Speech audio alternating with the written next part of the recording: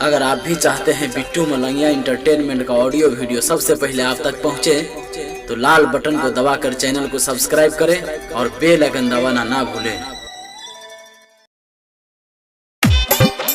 आप सुन रहे हैं बिट्टू मलंगिया एंटरटेनमेंट को।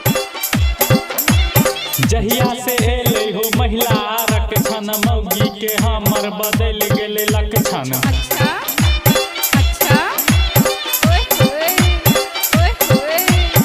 सुना हो नीतीश काका ई की के लहा, मर्द सबके जान तू तो आफत में के लहा।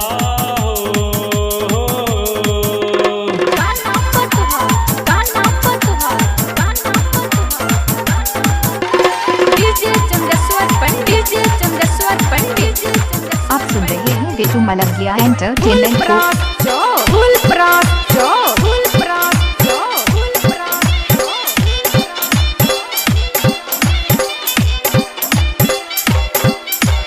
कहैया एले अब हमर जमाना रे मुआना, तू बनाबै अब खाना। क्या क्या ओए होए ओए होए। घरी घरी हमरा दैया उताना, टैं टैं करबे त भेज देबो थाना।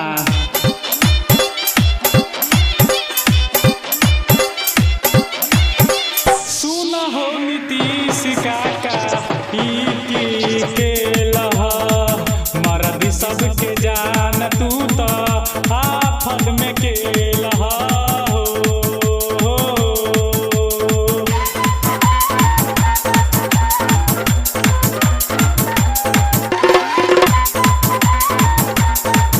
आप सुन रहे हैं बिट्टू मलंगिया एंटरटेनमेंट को।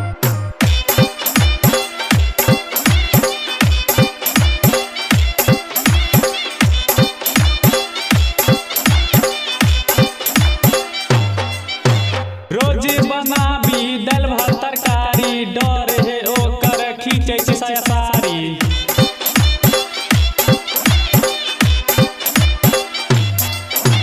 तकै छी हम मुँह ठूस भर थारी, सुतै ले जाइ छी सुताबे गोर थारी।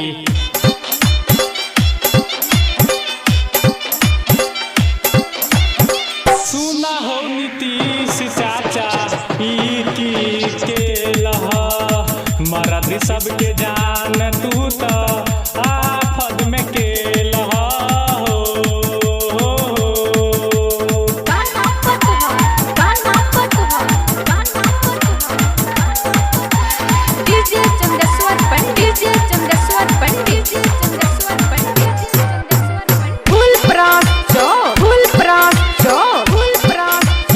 आप सुन रहे हैं बिट्टू मलंगिया एंटरटेनमेंट को। भजेते गलती त खूब गरियाबे, पप्पू आनन के खूब थपियाबे।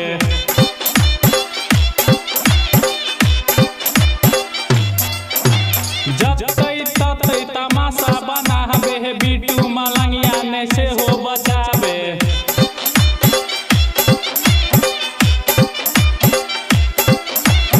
सुना हो नीतीश काका ई की के लहा, मर्द सबके जान तू तो आफत में के लहा। डीजे चंदेश्वर पंडित, फूलपरास चौक। 91 13 90 67 65।